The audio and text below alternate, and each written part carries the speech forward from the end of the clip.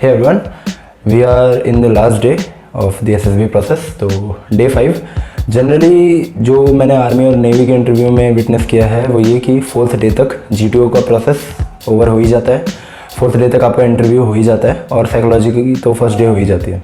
तो आप 4th day के बाद फ्री हो जाते हो और लास्टली आपको सिर्फ और सिर्फ कॉन्फ्रेंस के लिए वेट करना होता है।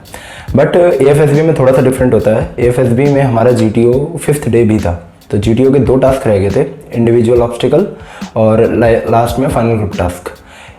ये 2 टास्क के लिए हमें 5th डे भी सेम यूनिफॉर्म में जो वाइट अटायर होती है उसमें जाना था और जल्दी से रिपोर्ट करने के बाद हमें तुरंत कॉन्फ्रेंस के लिए रेडी होना था। तो डे 5 में हम आ गए हैं। 2 जो टास्क बचे हैं, इंडिविजुअल ऑब्स्टिकल और फाइनल ग्रुप टास्क। इसके बारे में अगर मैं बताऊं तो इंडिविजुअल ऑब्स्टिकल एक सीरीज़ ऑफ ऑब्स्टिकल्स होती हैं जो एक सर्कुलर में और मे नॉट में हो सकती हैं। AFSB में देहरादून में तो सर्कुलर में होती थी और नेवल बोर्ड में मैंने ऐसा नहीं देखा था। 33 SSB भोपाल में रैंडमली होती थी और हमें खुद अलग अलग डायरेक्शन में जाना पड़ता था।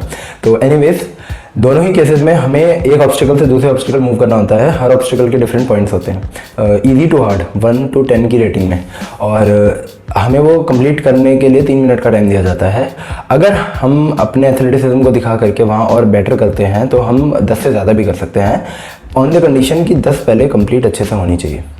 तो these are the basic rules और वो भी मेरा बहुत अच्छे से हुआ। मैंने इंडिविजुअल ऑब्स्टिकल के लिए मैंने अपने आप को प्रिपेयर ऑलरेडी फिट था मैं रनिंग वगैरह के लिए और किसी ऑब्स्टिकल जैसे रोप क्लाइंबिंग के लिए, तो वो सब चीज़ें एकदम मेरे लिए एकदम स्मूथली गई।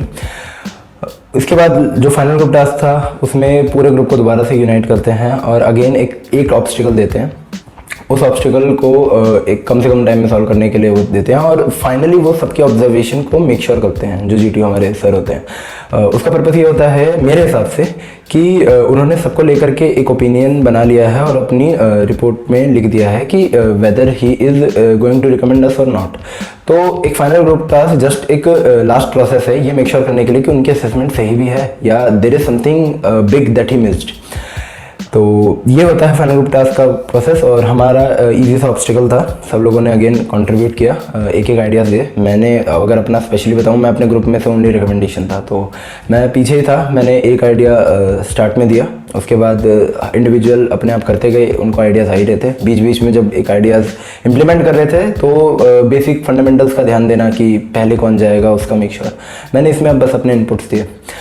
उसके बाद हम लोग वहाँ से अपने दोबारा स्टेइंग रूम में गए चेंज करने के लिए और कॉन्फ्रेंस के लिए प्रिपेयर थे। तो टू बी वेरी ऑनेस्ट मेरी GTO की परफॉर्मेंस और मेरी साइकोलॉजी टेस्ट की परफॉर्मेंस बहुत अच्छी थी मेरे according. It was the best till now, but I was not satisfied with my interview. तो मैं बहुत स्केप्टिकल था कि क्या मैं रिकमेंड होऊंगा कि नहीं होऊंगा।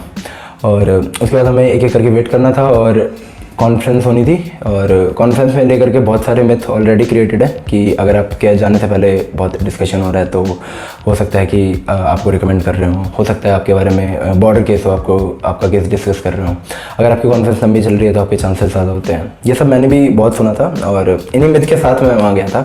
तो मेरा चेस्ट नंबर 44 था। 43 की कॉन्फ्रेंस ओवर होने के बाद उन्होंने 30 सेकेंड का टाइम लिया और मेरे को अंदर बुलाया। घुसने के साथ ही मेरे से विश करने ग्रीटिंग्स देने के बाद मैं बस मुझसे एक ही चीज़ पूछी कि what was my motivation to join the Indian Air Force. तो मैंने उनको अपना जेन्युइन रीज़न बता दिया and he asked me about the stay, any feedback, and then he let me go. तो मेरी कॉन्फ्रेंस ओवरऑल 60 सेकेंड 1 मिनट से 1.5 मिनट की ही चली बिकॉज 30 सेकेंड का वेट और 30 सेकेंड 40 सेकेंड में पूरी कॉन्फ्रेंस ओवर। तो मेरे पर्सनल एक्सपीरियंस में मैं 2 और कॉन्फ्रेंस में रहा हूँ और मेरे से सेम सवाल पूछे गए थे। तो एग्जैक्ट सेम क्वेश्चन जब आप पूछे गए तो मेरा थोड़ा मोरल डाउन हो गया उस केस में कि मुझे लगा कि यार ये तो पहले भी पूछा गया था और दोनों का रिजल्ट यही था कि मैं कॉन्फ्रेंस आउट था। तो उस पॉइंट पे मेरा मोरल डाउन हो गया था और मैं बस वेट कर रहा था कि कब मुझे जल्दी से फ़ोन मिले और मैं बस किया ट्रेन की टिकट कराऊँ, बिकॉज मैंने मन बना लिया था कि शायद इस बार नहीं हो रहा रिकमेंडेशन। और पर्सनल इंटरव्यू ही वो रीज़न है जिसकी वजह से आई वॉज लैकिंग, जिसमें मैं अपनी वर्ल्ड की उसको अच्छे से डिस्प्ले नहीं कर पाया। तो हमें बाहर शेड की तरफ वेट करा रहे थे, वहाँ बहुत अच्छी सनलाइट आ रही थी। एक तो अक्टूबर का मंथ था तो मेरे को नींद आने लग गई वहाँ पे। मैं ऑलरेडी थोड़ा डिसहार्टन हो रहा था अपने ही ओवर थिंकिंग की वजह से और नींद आ ही रही थी। तो जब हम अर्जन सिंह हॉल में हमें रिपोर्ट करना था फिर से फाइनल रिजल्ट्स के लिए, तो इतनी कंफर्टेबल सीटिंग थी कि मैं वहाँ पे सो गया। ये मेरे कॉन्फ्रेंस की जेन्युइन स्टोरी है। 44 चेस्ट नंबर थोड़ा पीछे आता है रो में, तो 60 तक बच्चे थे, तो हम राइट साइड में पीछे की तरफ बैठे हुए थे और वहाँ जाने के 5 मिनट बाद मैं वहाँ सो चुका था। स्टिकर्स दे रहे थे कुछ, तो वो स्टिकर लेकर के मैंने साइड में रख लिया, मैंने इतना ध्यान नहीं दिया और मैं सो गया। फिर चेस्ट नंबर जब अनाउंस होने हुए तो मेरी नींद खुली, तो 5 चेस्ट नंबर मेरे चेस्ट नंबर से पहले ही अनाउंस हो चुके थे। तो वो मेरे लिए एक और मोमेंट था जब मैं ये सोच रहा था कि यार मेरा 44 है और चेस्ट नंबर 20 के विदिन ही 5 अनाउंस हो गए हैं, तो शायद वो चांस मेरा इस बार का गया। चेस्ट नंबर 19 के बाद डायरेक्टली चेस्ट नंबर 44 अनाउंस हुआ और मैं सो रहा हूँ। मेरे को मेरे एडजेसेंट चेस्ट नंबर ने उठाया और बताया कि तेरे को नाम बोल। तो मैं 2 सेकंड तक तो बिलीव ही नहीं कर पा रहा हूँ, मैं दोनों साइड देखे जा रहा हूँ कि क्या मेरे को बुलाया है। फिर जब मेरा नाम बोलने आया तो मैं फंबल कर गया, मैं अपना नाम सही से नहीं बोल पा रहा था। माई हार्ट वॉज हैवी, वो बहुत बहुत ज़्यादा इमोशनल मोमेंट था मेरे लिए।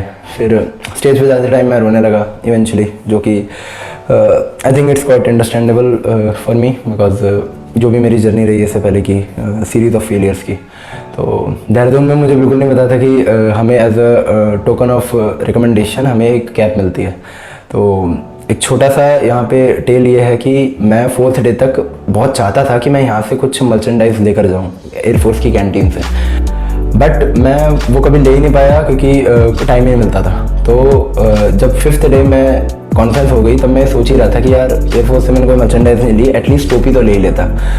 ये मैंने सोचा था और इवेंचुअली मुझे टोपी मिली, बट खरीद के नहीं मिली, मुझे टोपी as a token of recommendation milli.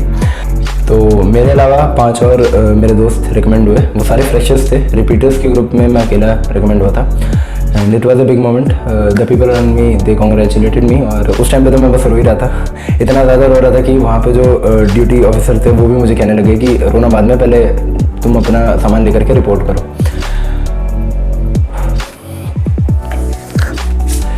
So that was the story of my recommendation. बहुत सारी डिफरेंट किस्सों से बनी है stories.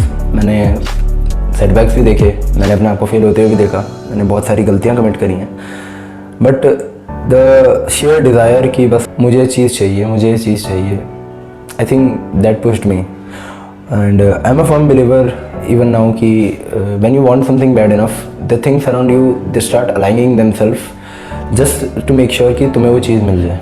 Now there are 2 things, some things will always be in your control and majority of the things will not be in your control. तो eventually तुम्हें सिर्फ उस पर ध्यान देना है जो तुम्हारे कंट्रोल में है। When you start taking full ownership and full responsibility of the things that you are in control with, तो जो चीज़ें हमारे कंट्रोल में नहीं होती हैं they will take care of themselves। हमें सिर्फ उस पर ध्यान देना होता है जो हमारे कंट्रोल में होता है। For the other things we have to choose how we will respond. So that is the biggest takeaway from this.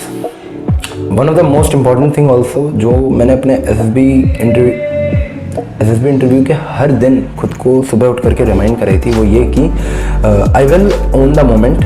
मैं जिस भी मोमेंट में जा रहा हूँ मैं सिर्फ उसी मोमेंट के बारे में सोचूंगा। मैं ये नहीं सोचूंगा मेरा उस मोमेंट का पुराना एक्सपीरियंस कैसा रहा, मैं ये बिल्कुल नहीं सोचूंगा कि मैं क्या एक्सपेक्ट कर रहा हूँ, कैसा फ्यूचर हो।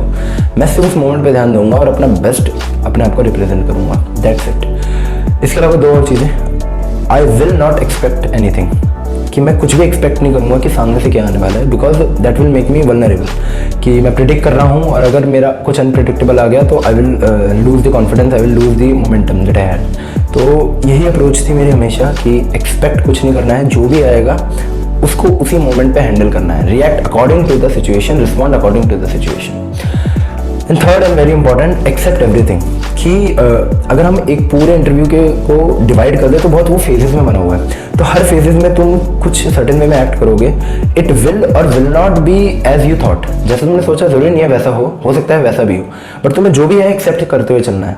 You can't keep dragging it. अगर आप उसको आगे तक लेकर जाओगे तो इट विल बी हैवी और आप टाइमली आगे बढ़ नहीं पाओगे जिस मोमेंटम के साथ तुम्हें आगे एक्चुअल में बढ़ना है। तो these 3 things, own the moment, expect nothing and accept everything that is coming your way. I think this helped me a lot in clearing the interview. इसके अलावा नेक्स्ट डे हमारा CPSS का था। Since I was fit for, मतलब मेरे को कोई spectacles नहीं था, उन्होंने 5th डे हमें रिकमेंडेशन के टाइम पे पूछा था कि आप में से कोई स्पेक्स तो नहीं पहनता है, तो सिंस मैं नहीं पहनता था उस टाइम पे, तो मुझे उन्होंने कहा कि you are fit for PABT और CPSS। नेक्स्ट डे हमारा वो था, टेस्ट था। उसके बारे में एक्चुअल में हम लोग कुछ पढ़ के नहीं गए थे। हमारे जितने भी बच्चे हम रिकमेंडेड थे उनमें से एक को थोड़ा पता था, उसने एक दिन पहले हमें थोड़ा सा इन्फॉर्म कर दिया, जस्ट द ब्रीफ कि क्या क्या एक्सपेक्ट कर सकते हैं हम। नेक्स्ट डे CPSS टेस्ट हुआ, पहले PABT हुआ, एप्टीट्यूड टेस्ट, जिसमें एक सीरीज़ ऑफ क्वेश्चन होते हैं एप्लीकेशन बेस्ड उसी टाइम पे। तो आपको कुछ मीटर की रीडिंग से एक सर्टेन पोजीशन बतानी होगी एक एयरक्राफ्ट की रीडिंग देख करके आपको एयरक्राफ्ट की फ़ोटो में बतानी होगी किस हिसाब से बैंकिंग है, क्या है। तो these are the series of question. इसके अलावा नॉर्मल एप्टीट्यूड के क्वेश्चंस थे ये। इसके बाद हमारा CPSS का टेस्ट था, कंप्यूटराइज्ड पायलट सिलेक्शन सिस्टम का। तो वो एक फ्लोर अबव हमें जाना था, कॉकपिट बनी हुई थी जिनको सिमुलेटर बने हुए थे, जिसमें अंदर हमें बैठ करके कुछ गेम्स खेलनी थी, जिसमें कंट्रोल का बहुत रोल था। तो कैसे हम कंट्रोल करते हैं रडर्स को, हमारे पैरों के थ्रू, अपने हाथों के थ्रू, हमारे फिंगर की मूवमेंट के थ्रू, और हमें ईयरफोन्स बनाए जाते हैं तो हम कैसे रिस्पॉन्ड करते हैं किसी एक्सटर्नल साउंड को, ये सब के साथ वो CPSS बनाया गया। और हम सबका ही, हम 6 में से 5 लोग थे, हम 5 का ही CPSS क्लियर हुआ। और that's pretty much it. I was fit for flying and बस मैं मेडिकल का वेट कर रहा था।